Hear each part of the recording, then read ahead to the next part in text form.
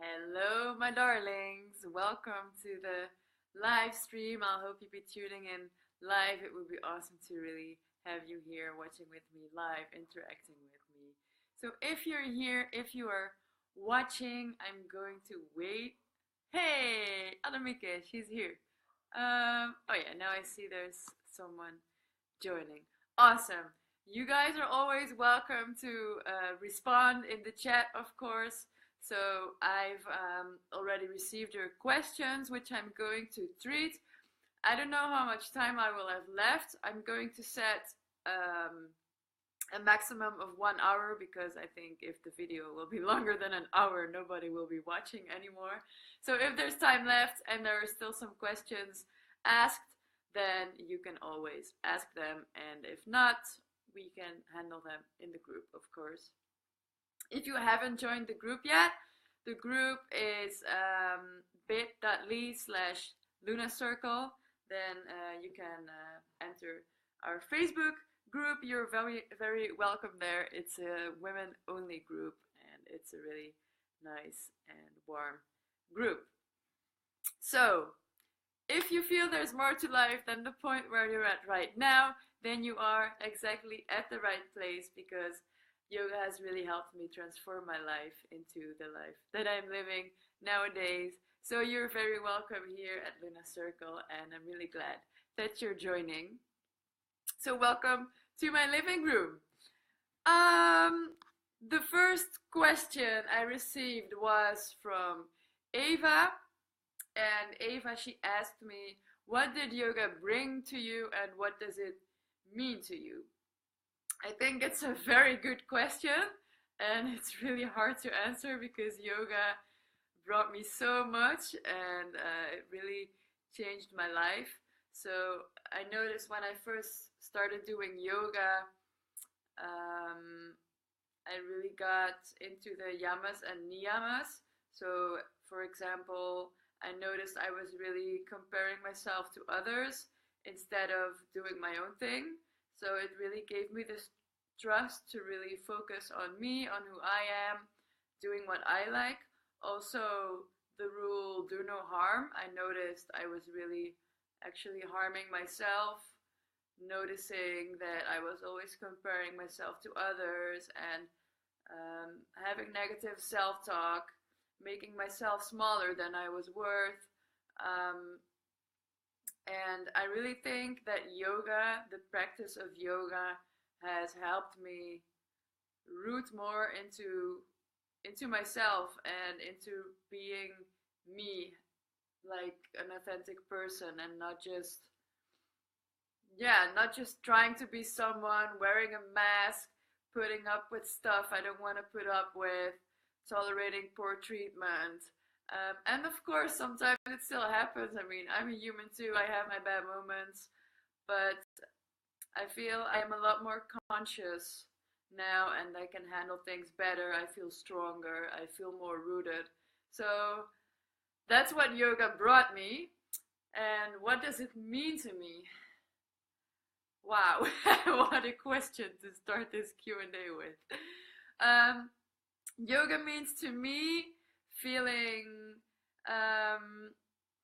strong in who I am and rooted, and also being self-conscious and conscious to others, spreading love. It means love. It means everything to me. And I think most people think yoga is very spiritual, and it is, of course. It has a big part that is very spiritual. But in the roots of yoga, the base of yoga is the base of your own personality, having trust in who you are and the people around you. And that's, if you have that, then you can start building and growing bigger. And I think that's what it means to me. And then another question Eva asked was, how do you meditate? What's my favorite way to meditate? I have different ways of meditating that I really like.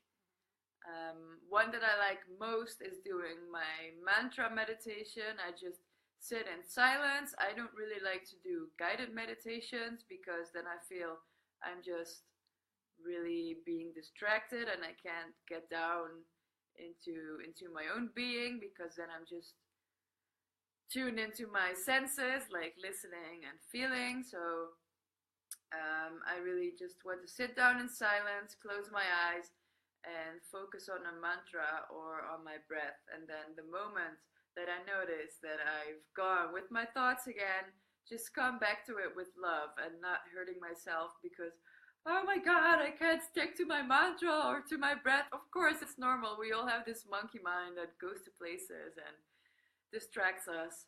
So just come back to it with love. And I usually try to set an alarm clock on my phone for 15 minutes. And I think 15 minutes is a good start to really come down to yourself and to see the effects of meditation.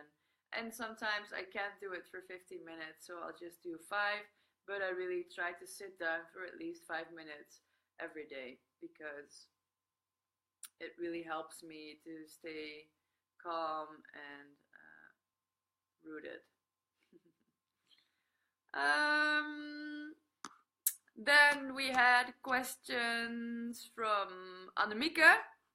She posed quite a few questions in the group, but that's no problem. It's what I asked for, so I'm really glad I can answer your questions. One of her questions was, how can you relax your body if it's blocked by stress? For example, what is a good meditation pose or a good thought when you wake up in the middle of the night having this tension in your body? And then she added that she's able to relax her arms and her legs, but her lower back feels really stiff, also her belly and her buttocks, and she passes the night lying in bed there, numb. So I'm really sorry for you, Annemieke. That must be really harsh to pass the nights like this, and I really hope I can give you some handouts here to try and relax, and I hope you can fall asleep more easily at night. One of the easiest ways to relax is to try and focus on your breath, and then have really slow and deep breaths so you can lower your blood pressure in your body and your heart rate. So try to breathe really deeply and really slow, and maybe you can even count on them. Maybe you can do an inhale for 4 seconds or 4 counts, and then do the exhale maybe even longer, 5 or 6 counts. And maybe you won't get to 4 or 5 at the first time, and maybe then you can see in the next inhale, maybe you can make your breath even slower. Maybe you can breathe for 6 counts in. So try to enlarge your breaths. If you're open to practice pranayama are the breathing exercises that yoga has brought to the world. There's a method called Anuloma Viloma. I've talked about it before. Your index finger and your middle finger, they're up. You put them in between your eyebrows, and then you put your thumb on your nose, and also this finger you have it up. Then you breathe through the nostril, close it, and breathe out through the other nostril. Breathe in again through this nostril. Breathe out through the other nostril. Breathe in again through this nostril. Switch again between in and exhale, and breathe out through the other nostril. So if you can do this for about 5 minutes, it can really relieve some anxiety you're feeling in the night, and it can also relax your body. If you feel that your arm is getting heavy, you can put your other arm underneath it, or maybe hold your shoulder just to make it a bit more relaxed for you. So that's a technique. It's supposed to work the same as acupuncture because it really balances out the mind and the body. So I hope that might help. Or another thing to try to release your body from tension, which doesn't have to particularly do with yoga, but is about body consciousness. If you feel anxious, you can squeeze a definite part of your body and release it again and repeat it. This is called progressive relaxation. So that involves tensing your muscles in your body, one part at a time. So maybe you start with your toes or your foot, you make your foot tense, then you release it, and you repeat it again. So then you have had that part of your body, you move on to the next part, maybe your lower leg. You try to make your muscles tense, release and let go. You repeat that again, you let it go. Then you move on to your upper leg. So in this way you can move through your whole body and you'll achieve a state of calmness.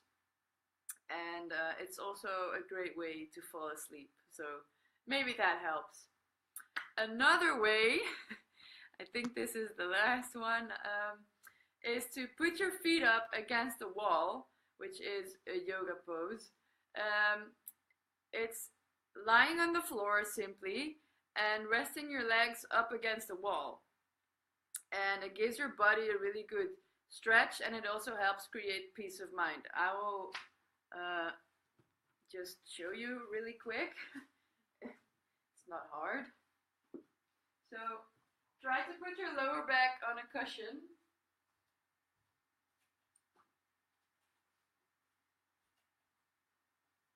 And place your buttocks as close to the wall as possible, and then you switch towards the wall. So your lower back is on the cushion, and you put your legs up against the wall, and then you can put your arms just whatever you like, whatever feels good. And lie like this for around 10 minutes, and it really can bring calmness to you.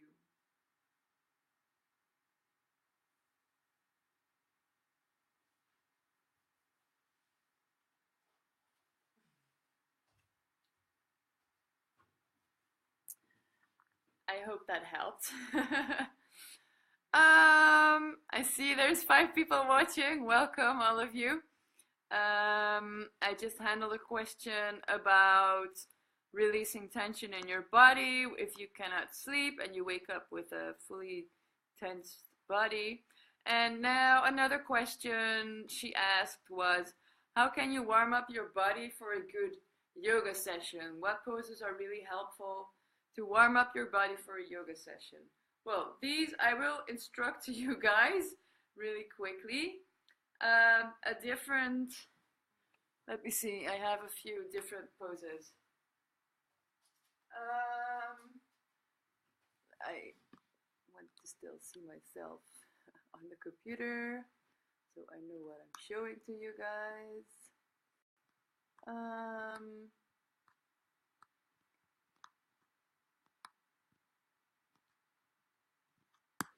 So one of the poses you could start with is to just stretch. You start with stretching upwards, make your body really long, maybe stand on your toes. Then you come back on your heels and you bend sidewards.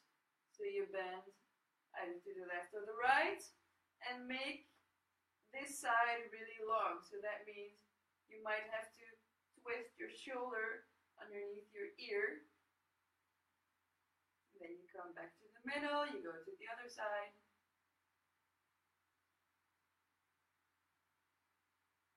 Come back to the middle. Bend backwards. If you bend backwards, you're going to use your lower back. So try, if you start to warm up, not to go too deep. So just by looking to your hands upwards might already be a good stretch for your back. If you feel you can handle more, you can always see how far you can go. but I recommend not going too far, so don't look down to the floor backwards just yet when you're warming up. Then another little twist you could do is just, if you're standing on your mat, move your hands backwards and look at them. Then move to the other side and look at them backwards again. So that's a little twist. Then you have already a few twists when you start. Also, you can just open your hips. You can move your leg forward and backwards. And then try open your hip. Forwards and backwards as well. Do that on the other side.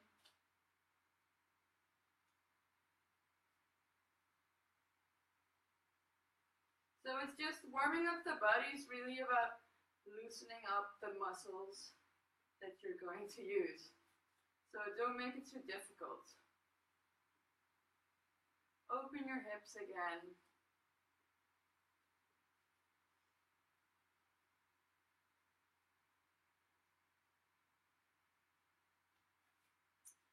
Then the shoulders, you can loosen up your shoulders simply by swinging your arms around. So you can swing them forward.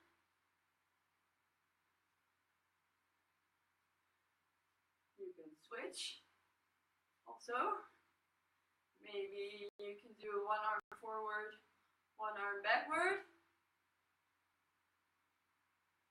And then also on the other side. Then bend through your knees a little bit and try to stretch your arms behind you as far as you can, and you have a hollow back here. So you really stick out your buttocks. Try to stretch your arms as far as you can, and then release. And then they go up again. Hollow back. Bend through the knees, stretch your arms, and release. Once more.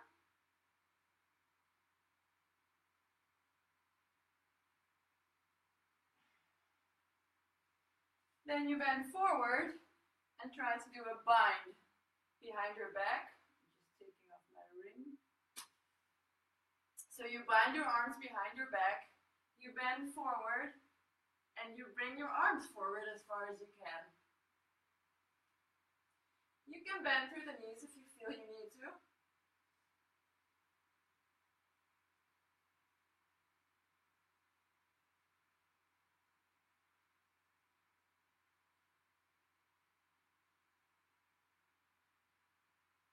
And then you release and come up again. So we've had hips and shoulders, we've done all the stretching, all the sides. Another thing you can do to easily warm up is a sun salutation sequence, which is pretty easy. You just start out standing on the front side of your mat. You go up, look at your hands, bow down, bring your hands to the floor. Step out your right leg behind you. Come standing in warrior one. Bring up your hands. Bring your hands down. Plank pose. Go down. Upward dog. So here you're hanging in your hips. Your shoulders are low. And if you want to, you can look upwards. And you come back to downward dog.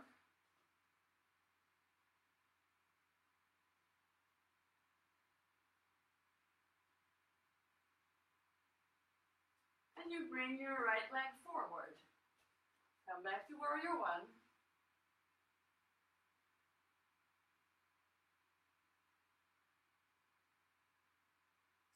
Bring your hands to the floor again and step your feet back to the front of your mat. Forward bend. Then you come up again. And you can repeat these until you feel warm enough. I already feel warm enough now, so that's another possibility. And then the last two things would be for your spine, you could do the cat-cow thing. So you come up in table position, you find all fours, shoulders on top of your wrists and your hip above your knees. And then you just start moving your back when you breathe, and you look upwards. And you stick out your tailbone. And then when you breathe out, your chin goes towards your chest, your belly button goes up, and you breathe out. And just this movement is really good to warm up your spine. And then you go back to child's pose. To stretch out your arms and your back and your hips. You wouldn't say so, but child's pose is a really good pose to warm up, not just for cooling down.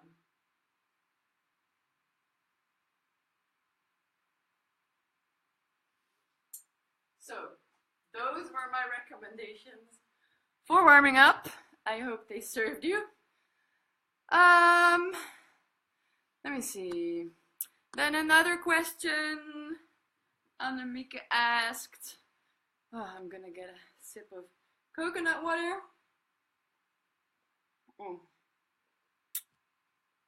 How can I prevent my agenda or my day from getting too full? Because when I'm in the flow, I can do 1,000 things a day, which in my eyes at the moment are useful. And then I realize at the end of the day that I totally forgot about myself. I can tell you, this happens to a lot of women. I think we're all day running errands, everybody. So I fully recognize what you're saying here. But also I have learned a lot of things to help me with that in the past few years. So the first thing I would recommend to you is to have focus, to find focus. So in the morning, when you start your day, try to find a moment to really sit down and journal. Write down what's bothering you, what's in your mind. Just write down everything that comes up to you. Maybe you do that for 5 minutes or 10 minutes, whatever you feel pleased with. Then, when you wrote all that down, you kind of emptied your head, so you start meditating. You find a moment to meditate, and when you meditate, you set an intention for the day. So really, when you sit with your eyes closed, try to find your attention for the day. What is it that you want to do today? What is your goal for the day? So when you get out of the meditation, you go back to your journal and you write down in your journal the 3 things you can do that day to get you moving toward that goal. It might be really small steps, but they are steps, and that is how you accomplish your goal, because if you don't take the first step, you will never get there. So, and if you write down these 3 little things that you can do, you also know the things that you should keep to that day, the things that you can do, and also the things that you shouldn't do to get there. So you know who to say no to. You know if someone is asking you, hey, can you do this for me? And then you can say, no, because I have to do this today and this has my priority. So you know what you can do and what you cannot do.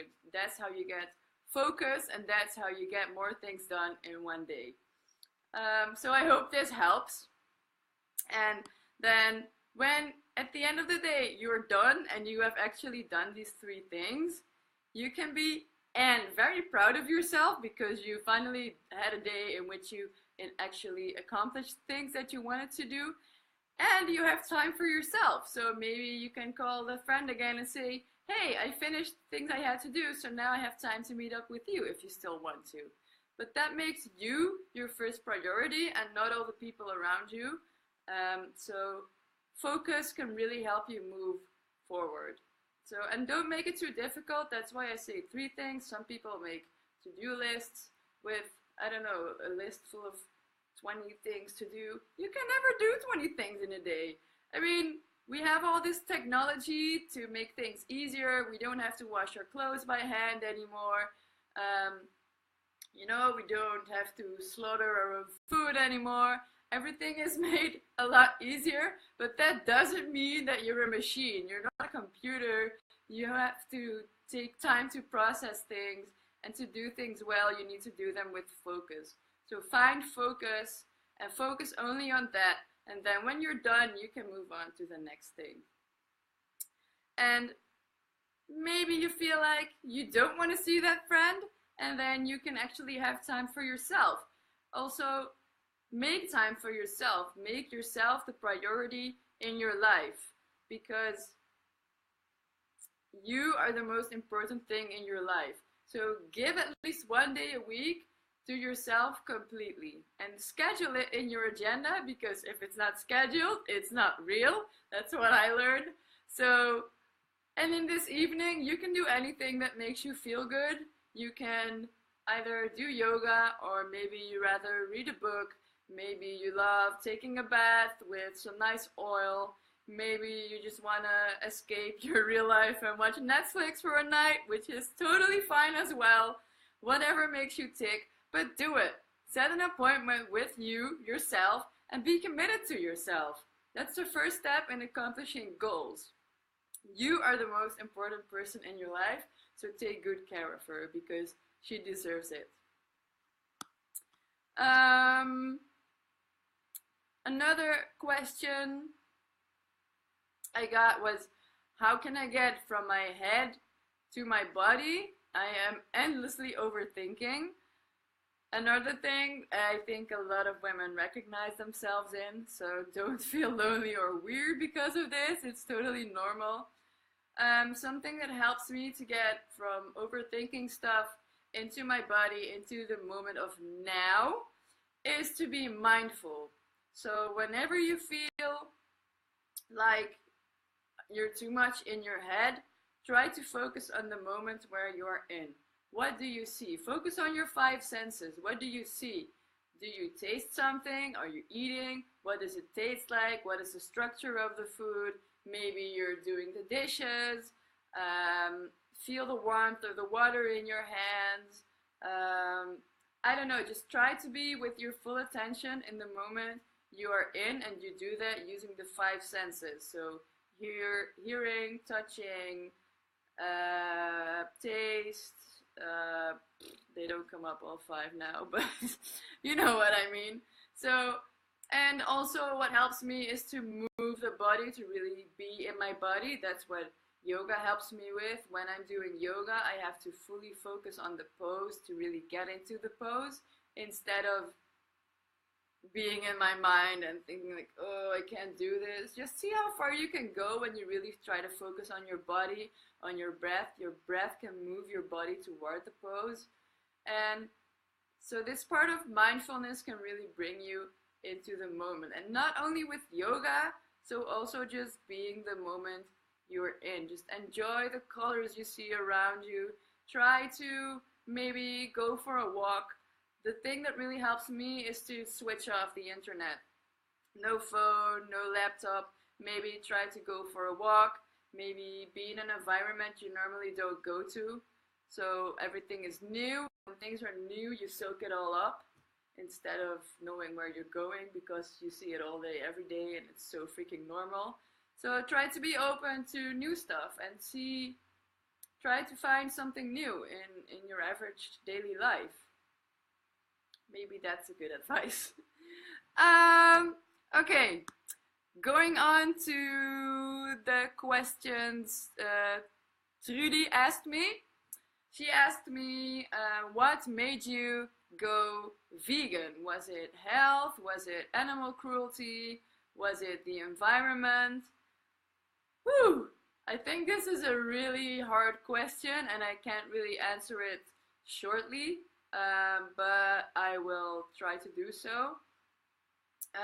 I've been a vegetarian since I was 9, because my mom also is a vegetarian, and when I was 9, I don't know, we didn't really like meat. I didn't, at least, and we didn't really eat a lot of meat.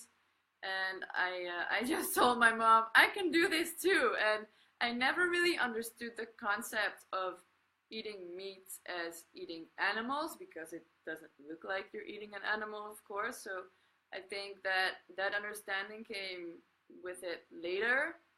But I always felt it was really cool to be a bit different, you know, and be conscious about my food choices.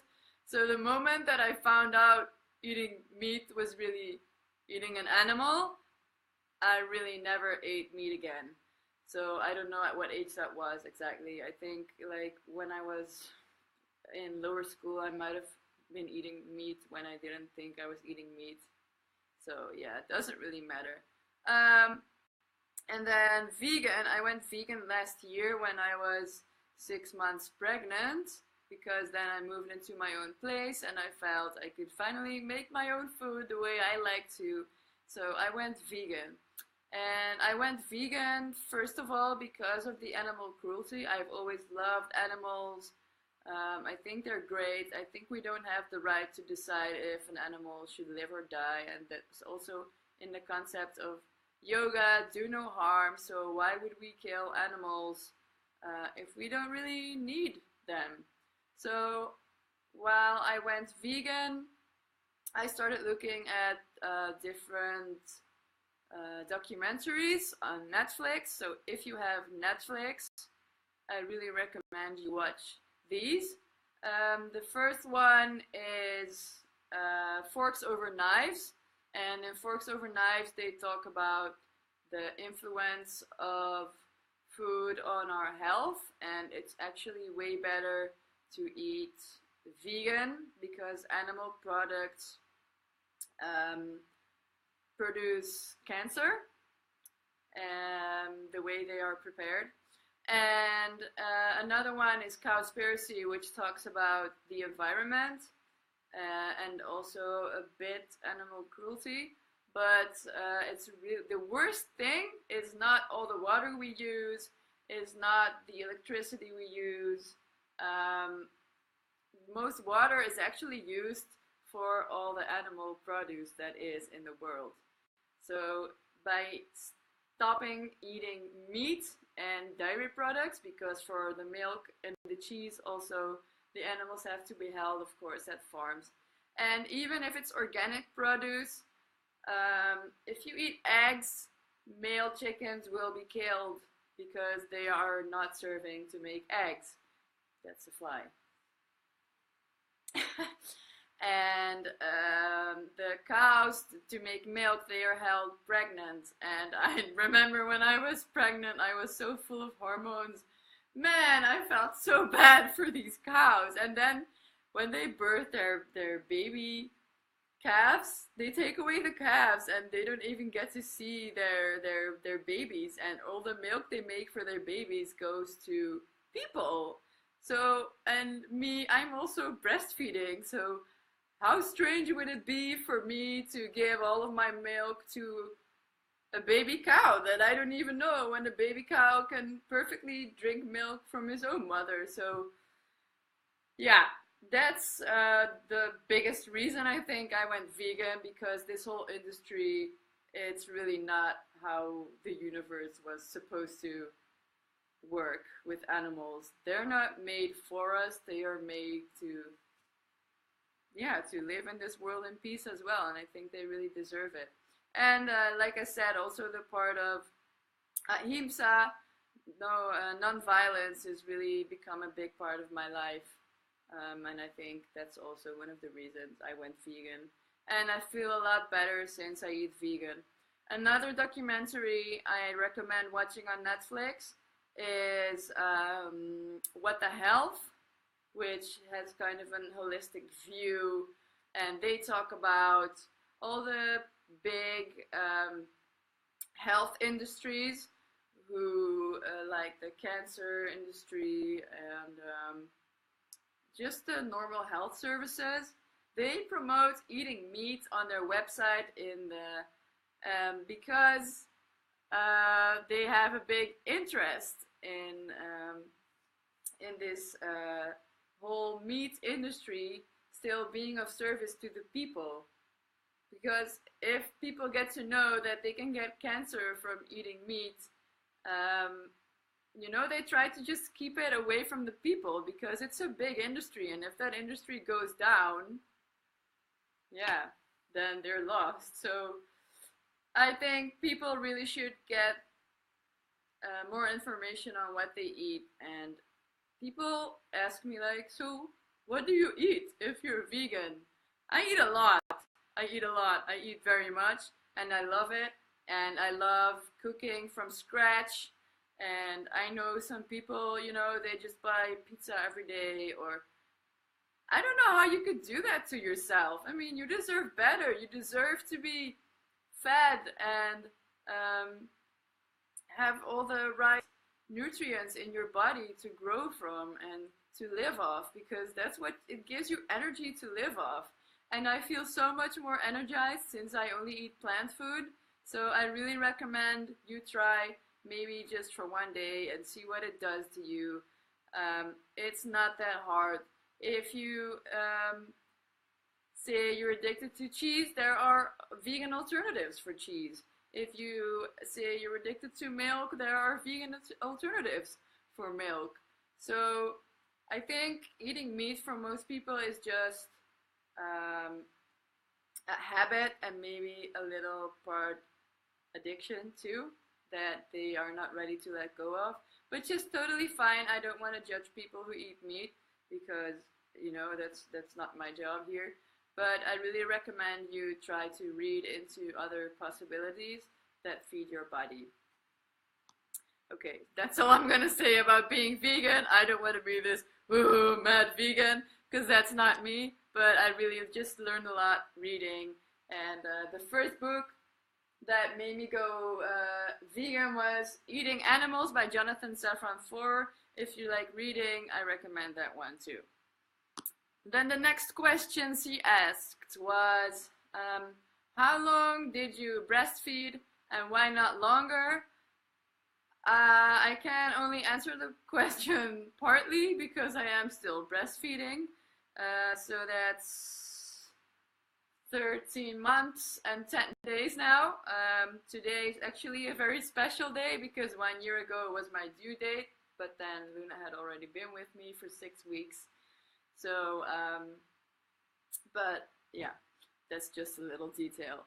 Breastfeeding, I really wanted to breastfeed because just already simply the idea to give my baby formula milk from a cow that's been through a factory, made into powder. I don't want to put that into my baby. If my body provides milk for my baby, then why would I buy it in the store made by a cow? It doesn't make sense to me. For the Dutch people watching, I wrote a blog about this, about why I don't want to give my baby formula, and I'd rather, if for some reason my milk production would stop, I would rather make my own formula with plant-based milk rather than giving her milk of a cow. Really. But I have a blog about that, so if you'd like to read that, you can ask me in the comments and I will send the link to you. Next question is from Chrissy. Chrissy asked, how do I lower my breath? I noticed, especially since doing prenatal yoga, that my breathing is often too high and I find it difficult to change my breathing. I know Chrissy is pregnant right now, so for you to have a bit of context about this question. It's often like I have to breathe over a hump before I can get back to my breath, and I hope you understand a little what I mean. Well, from my own experience in pregnancy, I remember the last few months of pregnancy, it was really hard to breathe deeply because there's a baby in your belly. So first of all, don't get panicked. It will go back to normal. But right now, your body doesn't need to stress because you're growing a baby, you're growing a human being in your belly, so that's really, really special. Being short of breath may feel also like a higher awareness of the need to breathe, because you feel you're short of breath and then you're starting to focus on a lack of breath, and then So maybe try to just breathe long and slowly. And I think in the last few weeks of your pregnancy, when your baby drops down into your pelvis, you will feel some relief. So I think it's also a bit, you just have to wait until the ride is over, you know? And try to just sit up straight and keep your shoulders back. So really give your lungs some space, because this is the place where you can breathe into right now, now you're pregnant. And give your lungs space. Give them room to expand. And try to breathe slowly and deeply. And if you're in bed, try to prop yourself up with a few pillows, so you give your lungs some space. You know, because you're also wearing the weight of your baby, so that might be putting you down at bed at night, and I know it's really heavy. Or maybe you prefer even sleeping on the side of your belly. That's what I remember. The last few months I couldn't even lie on my back. And yeah, the only thing yoga wise that I can also give to you is try to be patient and just surrender to it, because it's so wonderful to be pregnant, and it's really a miracle that your body is doing this for you. Your body knows how to grow a human being. Just that is a miracle. So surrender and trust your body. Your body can do this. You will birth a beautiful baby, and it might be uncomfortable, but life isn't always a party, which is totally okay, because if you do not know the lows, then you cannot know the highs. So try to find comfort in the pain. And after giving birth, your breathing will soon be like it did before you was pregnant. So just know that it's temporary, and this too shall pass. And meanwhile, just really try to focus on your lungs and give them space. Those were all the questions that I got. So I don't know if anyone else has a question. I don't see any more questions in the comments here. So I just really want to thank you all for watching. It's really nice to see that there are so many people watching live. And if you have more questions, always feel free to ask them, and I might handle them in another Q&A session. And I just wanted to say one thing about switching to English, because I know the group right now exists out of more Dutch people than people who speak English, but I decided to go international because I just wanted to have a bigger reach. I really want to make a big impact on this world, and I really had to come over my own fears. So for me, this is also stepping out of my comfort zone, and I know my English is fine, and although I sometimes feel insecure about it, I think I can express myself pretty well. So for me, this is also a very new journey into the unknown, and I'm really excited about it. Oh, I have a lot of flies here, and they always love to sit on my laptop camera. So I hope you enjoy Luna Circle still, now that it is English. I also want to ask you to please speak English in the group, and I know for some of you it might be hard, but it would be nice for the English people that are joining. Not just English, I think there will also be Spanish people. I see Eileen, she's watching right now. So try to be welcoming them, and I know maybe your English isn't perfect, but mine isn't either. So just enjoy the ride, and I think we can still learn a lot from each other. And I've always loved languages and cultures, so this step feels like really good for me. So thank you for watching, and I hope you have a really nice weekend, and namaste.